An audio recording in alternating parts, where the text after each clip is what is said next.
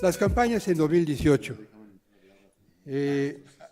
No es un secreto que están singularizadas por la polarización, por la confusión, por la crispación. Así es la lucha política, así es el contraste político. Es de deplorarse que en estas campañas no son las primeras en las que esto ocurre, ahora esto se propaga de manera mucho más intensa, haya muy pocas ideas, muy pocos planteamientos, muy pocas explicaciones. Hay mucha información, pero de manera paradójica, insuficiente comprensión de lo que está ocurriendo, como suele ocurrir en los medios mexicanos, y este es un problema que conocen muy bien algunos colegas en esta mesa, particularmente Daniel y Leonardo, que trabajan en los medios.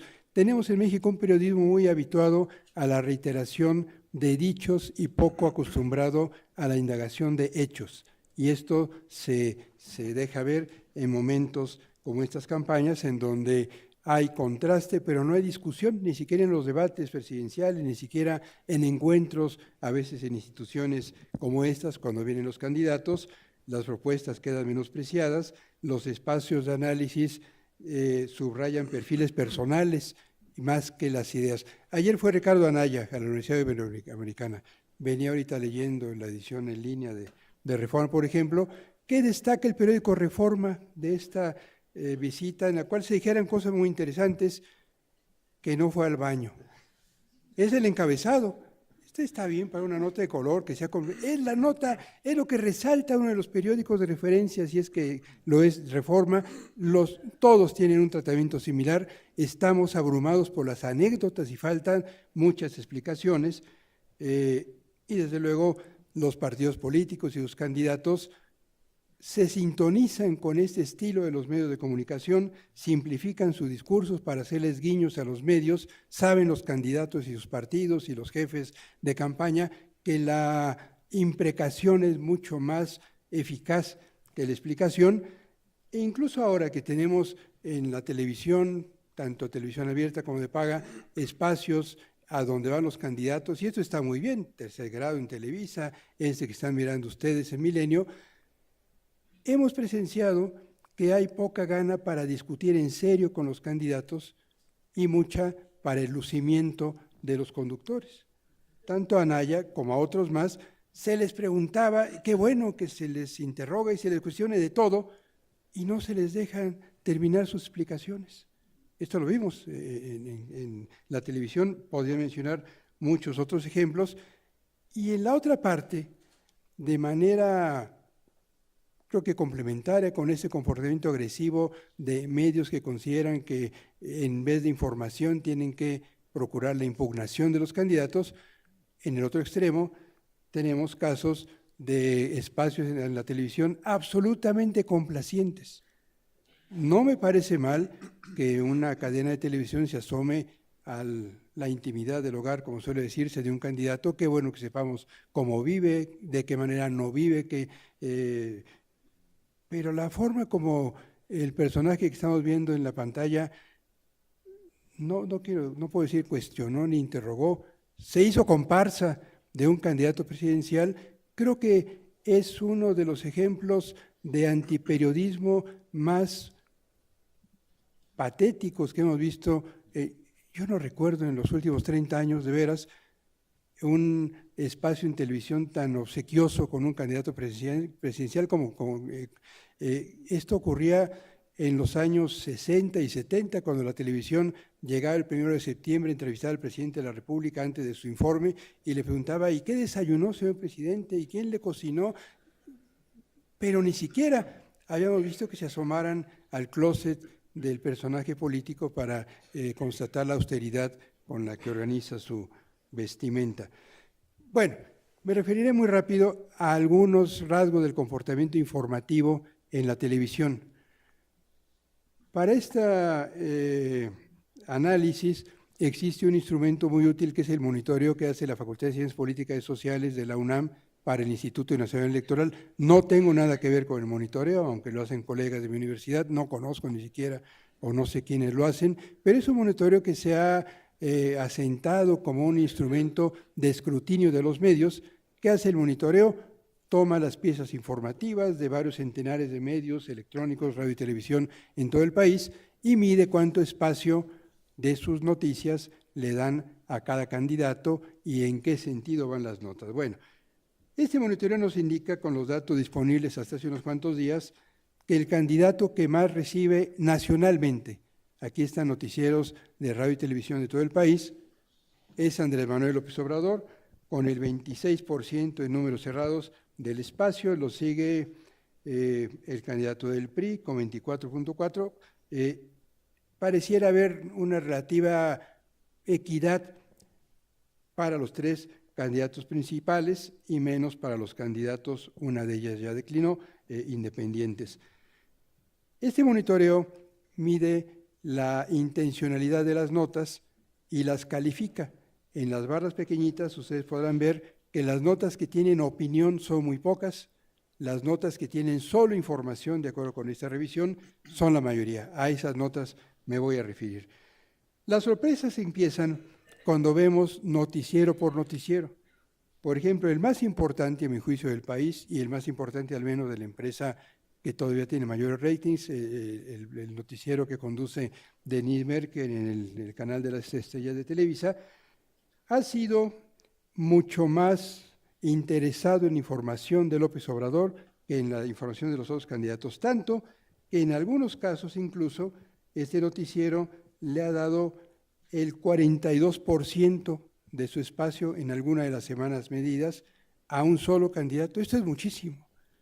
No, debo decir que a mí me parece que cada empresa informativa, si es una empresa privada, tiene derecho a otorgarle a cada candidato el espacio que quiera. No hay en la ley nada que obligue a una empresa a darles el mismo espacio. Quizá algún criterio de equidad, pero en lo personal siempre he dicho que ni la equidad ni la objetividad existe en los medios de comunicación. Cada medio, cada periodista tiene una intencionalidad y es saludable que sea explícita. En este caso, aunque no lo dice, Televisa le va mucho más a un candidato que a otros. O le va a un candidato, para no rodear de subterfugios esta afirmación. Esto no era así.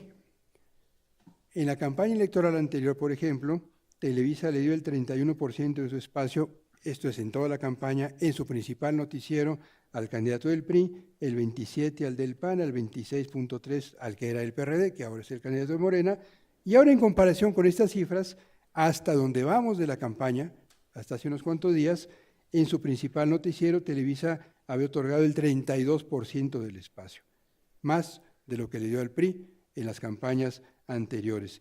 ¿Qué pasa en Televisión Azteca? Aquí es muy raro el comportamiento. Debo confesarles que no soy televidente de nada en Azteca, tampoco del noticiero. Tengo la impresión de que, igual que la entrevista a López Obrador, hubo una entrevista a Ricardo Anaya, o algo pasó, porque la semana pasada le dieron un enorme porcentaje de su espacio, el 50%, pero solo la semana pasada.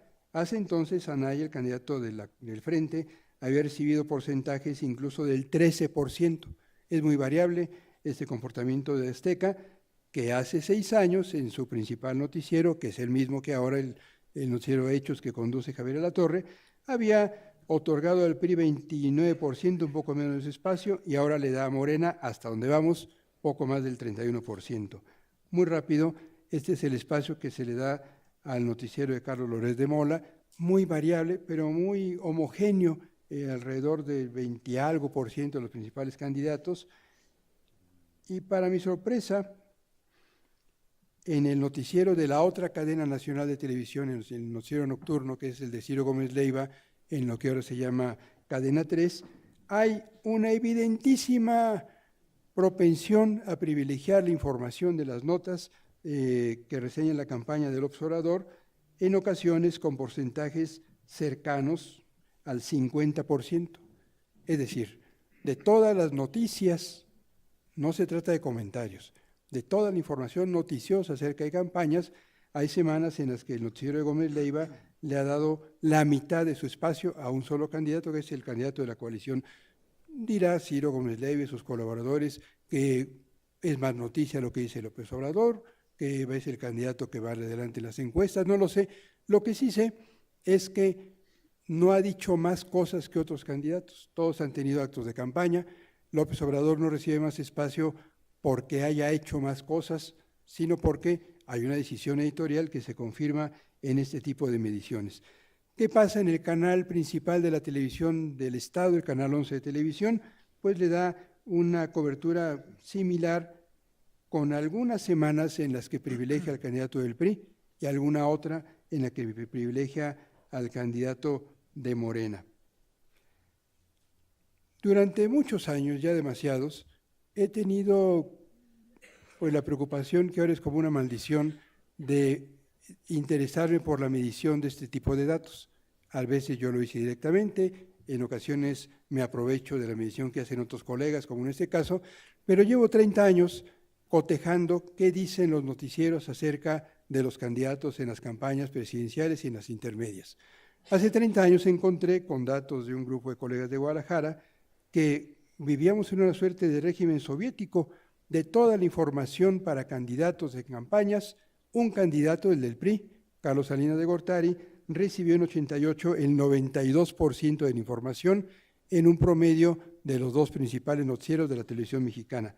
Esto cambió el siguiente año, cuando era candidato Ernesto Zedillo, él recibió más que otros, pero ya solo, entre comillas, el 32%, el candidato del PRD, Cuauhtémoc Cárdenas, el 19%, y así ustedes verán cómo conforme avanzan los años y se vuelve más plural el comportamiento de los medios, estamos ante un desempeño más equilibrado de los medios medidos en dos noticieros.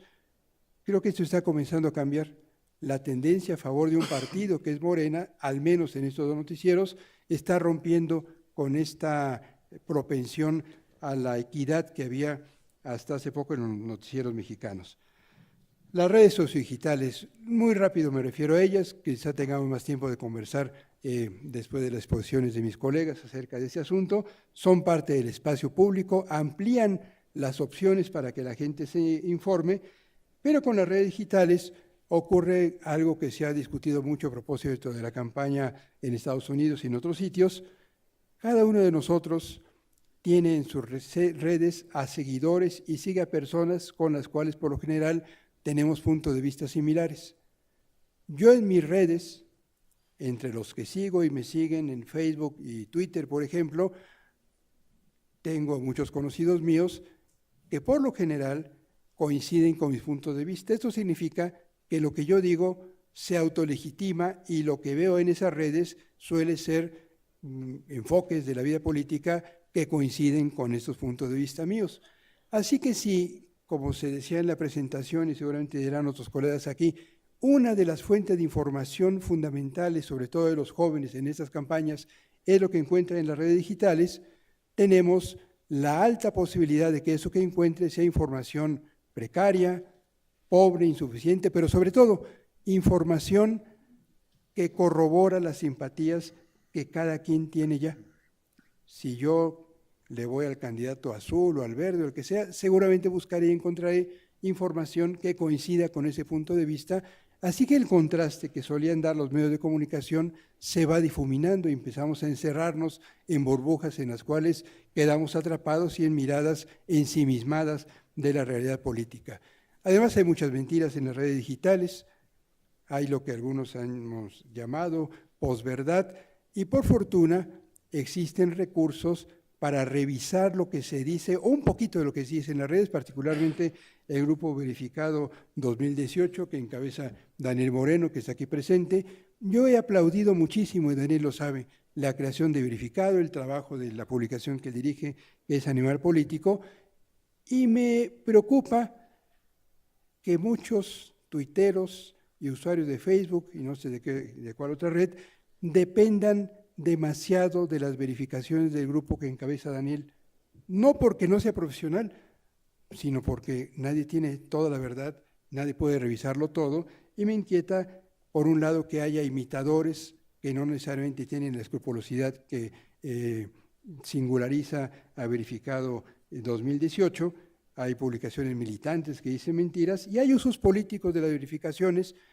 Cuando Verificado se equivoca, lo cual ocurre también, su equivocación no es aclarada con tanta repercusión como el mensaje o el diagnóstico que resultó inicialmente erróneo.